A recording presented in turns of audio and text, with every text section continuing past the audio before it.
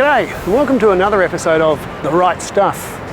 After his sojourn in Westernport, Samuel returned here to Newcastle, where the rest of his life was going to pan out in this region and the wider Hunter Valley.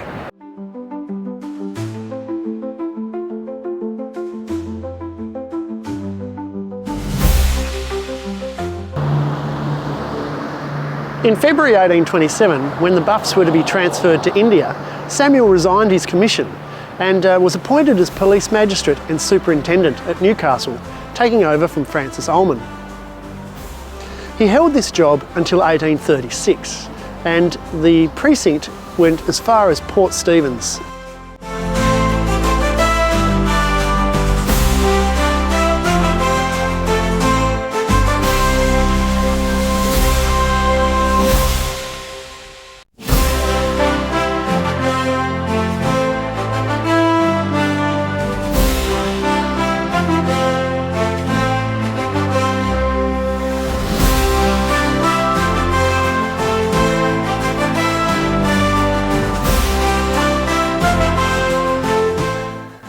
On the 3rd of August 1827, Samuel advised the governor that he'd resigned his commission, and he nominated his selected land of 2,560 acres that he was entitled to, and that was granted on the 21st of September.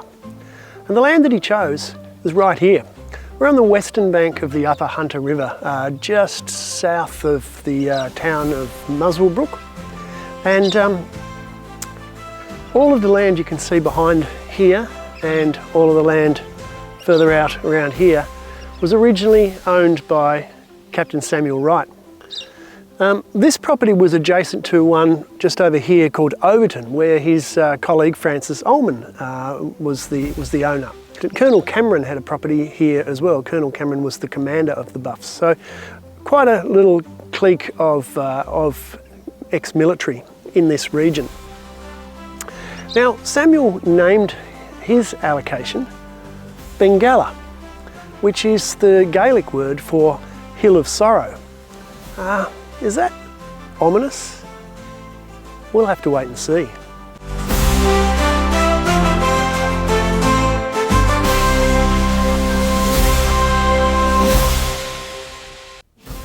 The theme of bureaucratic stuff-ups is a constant one in my family history videos.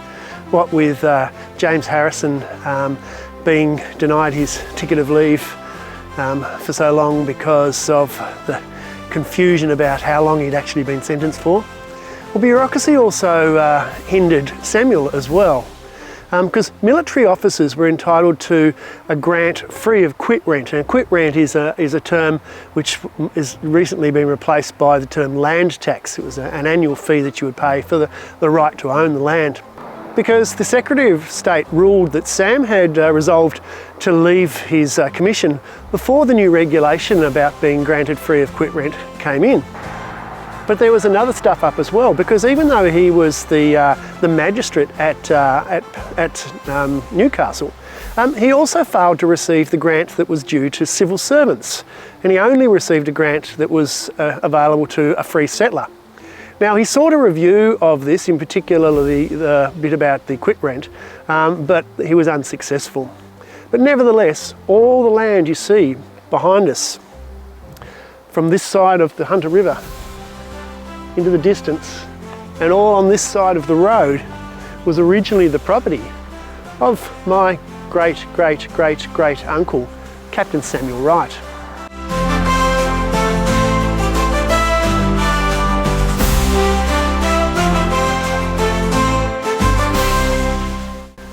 This is the Muscle Creek, and just a few hundred metres down there is where the Muscle Creek joins the Hunter River. On August the 5th, 1833, Surveyor R. Dixon was instructed to prepare a field plan for a village on the junction of Muscle Creek and Hunter River. And from that village grew the town of Muswellbrook. Now, it's an interesting question as to why Muscle Creek became Muswellbrook. And I'm going to visit the local history museum now and see if we can find out why that is the case. And I've just been to the Muswellbrook Shire Local and Family History Society. It's a mouthful. And they've done a fair bit of research into the history of the area, as you would expect. And they explained to me that in 1838, it seems that a magistrate or his clerk may well be responsible. Because in the morning of that day, letters going out from the office referred to the town as Muswellbrook, M-U-S-C-L-E. But by that afternoon, the spelling had changed to Muswellbrook, M-U-S-W-E-L-L. And there was some speculation that one of the two was actually getting confused with their hometown of Muswell Hill in London. After the town of Muswellbrook was gazetted on the 23rd of October 1833, Sam acquired 2 lots of property in the actual town, which is about 3-4 k's from here.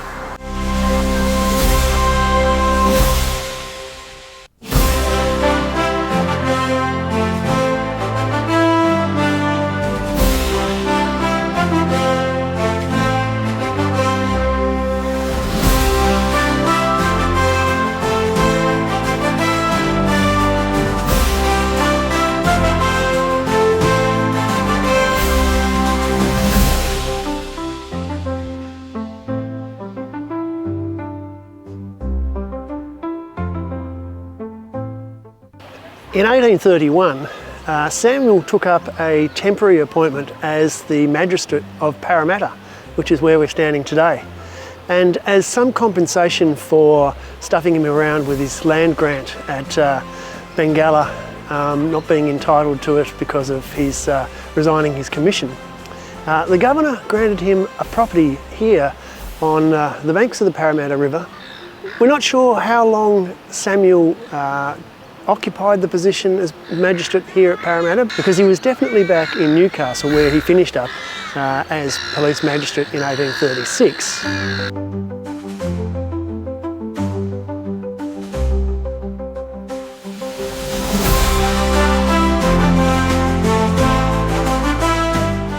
So I'm on the corner of George Street and Smith Street in Parramatta, and let's check out and see exactly how big this block of land that Samuel was granted actually is.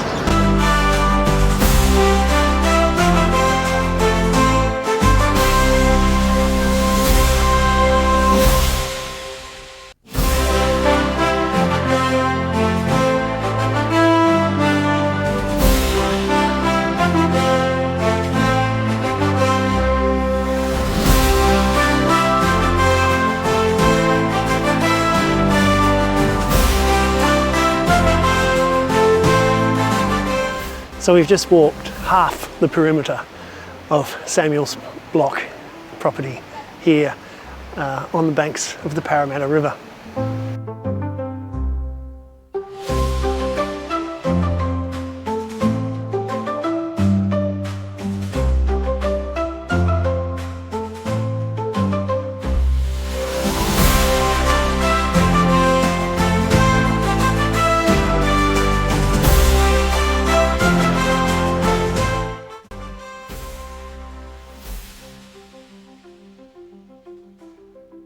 So there you have it.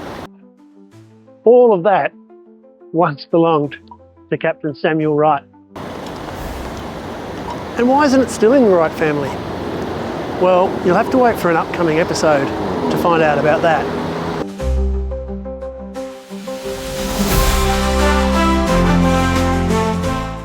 The original Parramatta Courthouse was built in 1791 but was demolished in 1826 because it was falling down.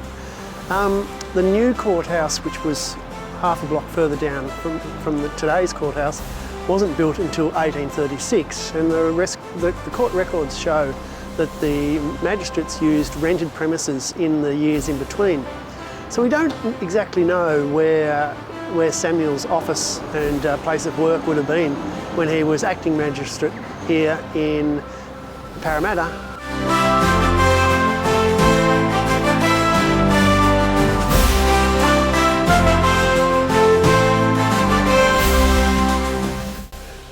In April of 1832, Samuel took out a mortgage on the original property from Robert and Alexander Scott, borrowing against it for £500 at an interest rate of 12.5%.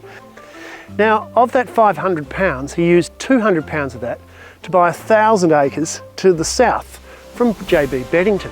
In the years 1837 and 1838, Samuel leased and released lots of land in the district, including the town of Muswellbrook. And he sold a large part of Bengalla, the original estate, to the Scots for £10,000, but he retained the mortgage. So instead, essentially, he loaned them £10,000 to buy it. I guess banks operated a little bit differently that way.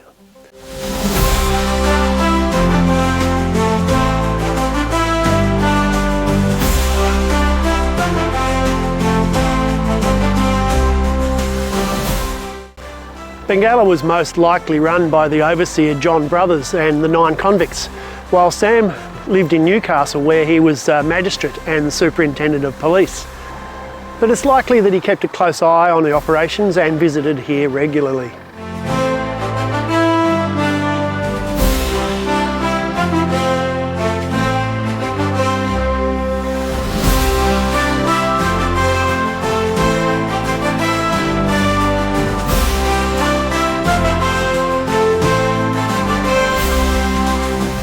The Hunter Valley is renowned across the world, not just in Australia, for producing some of the finest wines. And there's many, many vineyards like this one, Two Rivers Vineyard, here in the Hunter region. Now, Samuel Wright was a pioneer of viticulture in the Hunter. He had a vineyard at Bengalla from very early on. And in 1832, he sent cuttings of 10 grape varieties, including Muscatel, to George Wyndham at Dalwood. Now, Wyndham Estates is still one of the most reputable and recognised brands of wine in Australia, and George Wyndham is recognised as one of the founders of the Australian wine industry. And yet it was Captain Samuel Wright who provided him with those wine cuttings.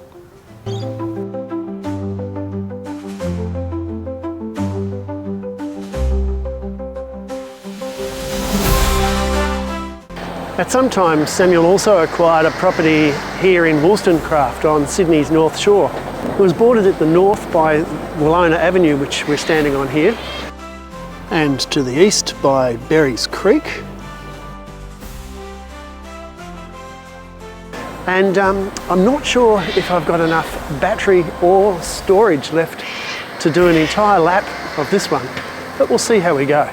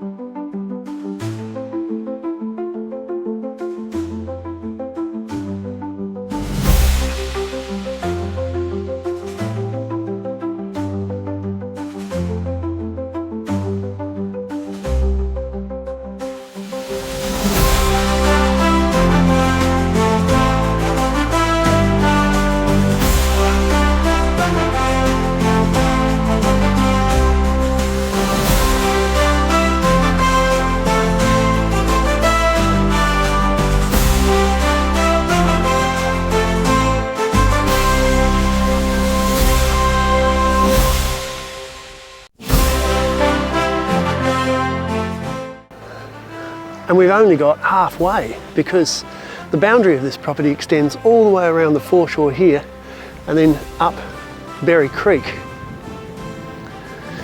Now, we understand that Samuel bought this property in Wollstonecraft after he had sold or mortgaged the Bengalla property to the Scots.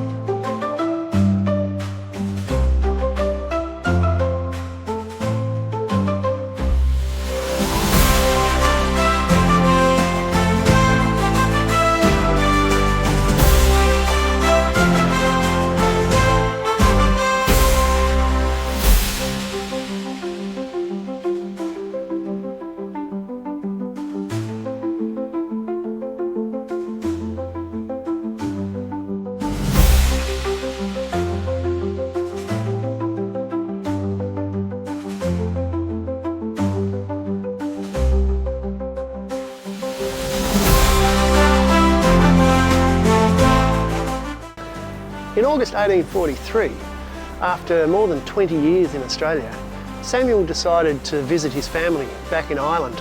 The reason for the trip was presumably on the death of his brother. He set sail on the Stratheden, which sailed for England via Madras. One of Dad's history records that Samuel actually went back in 1842. And for those of you who watched the previous series, you might recall that 1842 was the year that convict James Harrison sailed out to Australia. So they could very well have passed like ships in the night. Samuel returned to Sydney in 1844, sailing from the UK on the 18th of September on the ship the Persian and arriving on the 27th of December. While in Ireland, he inspired his two nephews, Samuel and Samuel William, better known as Willie, to avoid confusion, to come to Australia and join their uncle in 1848. More about them in the second series of the Wright Stuff.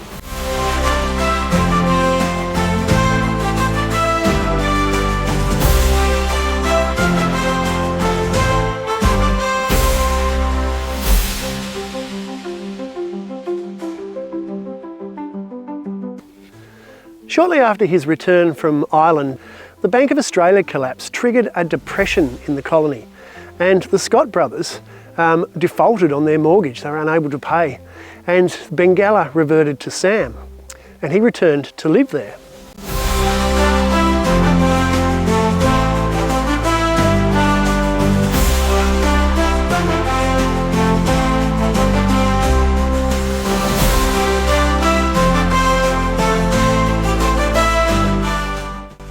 In early March of 1852, Samuel boarded the cutter Rose to sail on one of his regular trips to Sydney.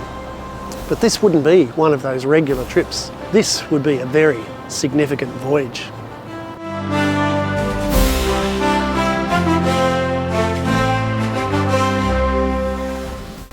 When the Rose arrived from Newcastle, Samuel got off the steamer here, carrying a carpet bag of clothes and a draft will which he had put together in November 1851.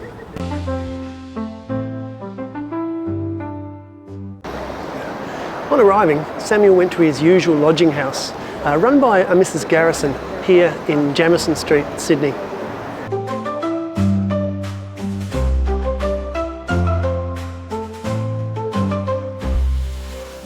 He went to his lawyer, Mr. Holden of Smith and Croft, here in George Street, to get the will legally drawn up.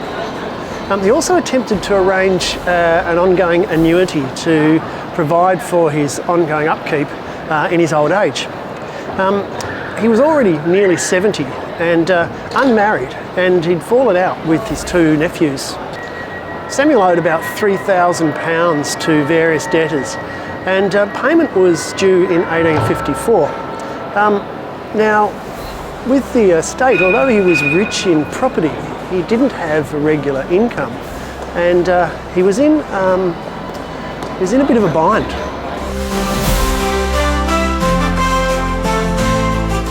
The lawyers had advised that the annuity was not possible to organise, and on the day before he was to return to Newcastle, Samuel returned here to the lawyers, deposited the carpet bag and the will, and left instructions that it was to be forwarded to his uncle, Reverend Wilkinson.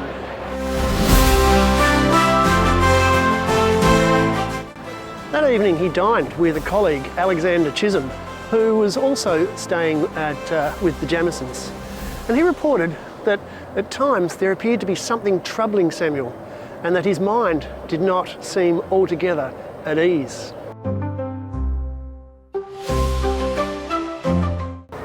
His friends offered to accompany him on his return to Newcastle, but Sam refused their offers and boarded the Rose for the departure at 10 p.m.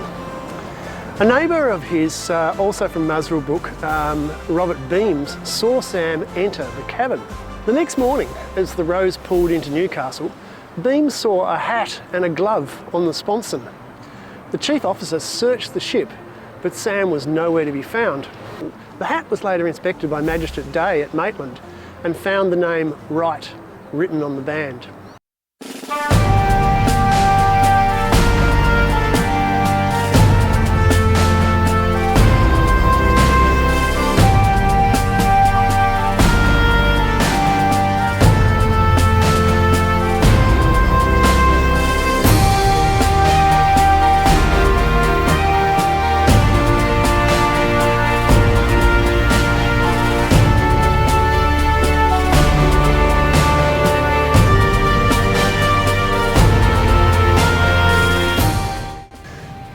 Now, Samuel never married, but there is a little bit of speculation.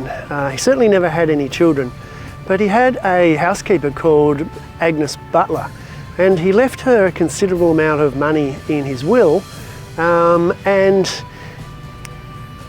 Dad's history seems to suggest that she was never paid a wage during her time as his housekeeper, and implying that there was another relationship between them.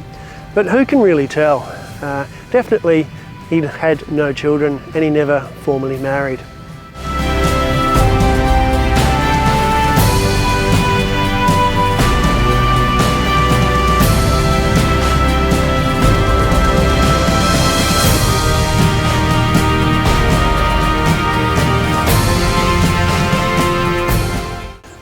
So this is all that remains of the original Bengalla homestead built by Samuel back in 1827.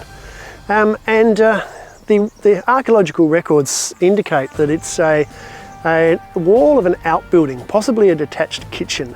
And on this site here, in this homestead, Samuel had 10 convicts on assignment who are used to work the estate.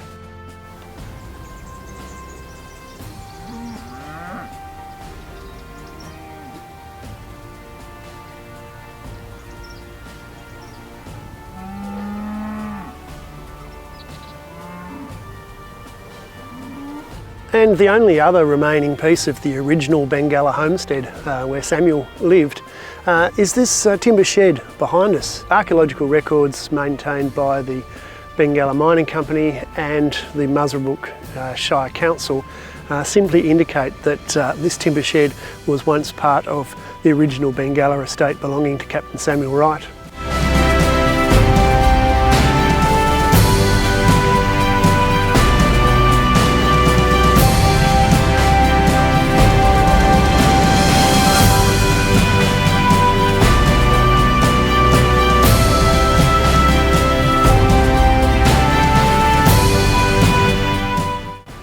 Today, the vast majority of what was originally the Bengalla estate owned by Captain Samuel Wright is now the Bengalla coal mine, which is owned by the New Hope Group, which also owns the Bengalla Agricultural Company, on which the site of the original residence of Samuel exists.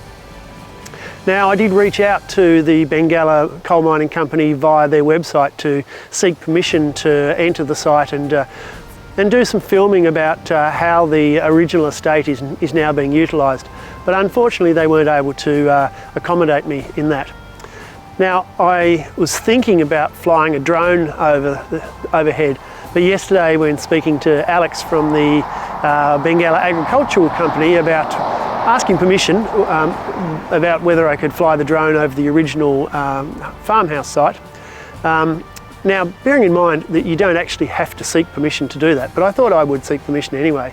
Alex said, yeah, no problem, fly the drone over the original homestead, but he advised it wouldn't be a good idea to fly it over the coal mine. So in respect of that advice, I have decided not to.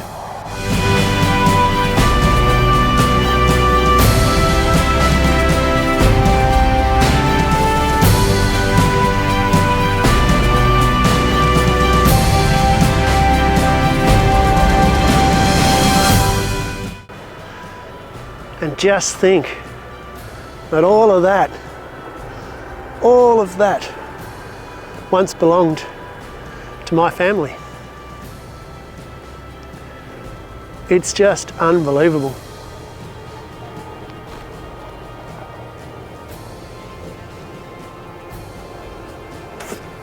Unbelievable.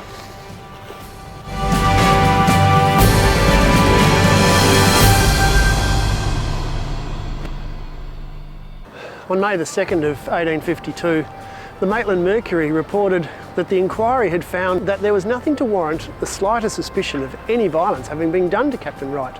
And indeed, the melancholy conclusion drawn is that the unfortunate gentleman jumped overboard. So what happened to the estate? Well, having fallen out with his nephews, one of which I'm descended from, he left everything pretty much in his will to his wider family back in Ireland. So that's why the Bengalla coal mine, the large slab of Sydney's North Shore, and most of Pittwater's CBD are not still in the family. And that's where we end the story of Captain Samuel Wright. But it's not the end of the Wright Stuff, because in the next series we'll be examining the exploits of the two nephews, Samuel and Samuel, although one of them preferred to be known as William to avoid confusion. So if you've enjoyed this series, please click like, please subscribe, and we'll see you sometime soon for the next series of The Wright Stuff. Thanks for watching.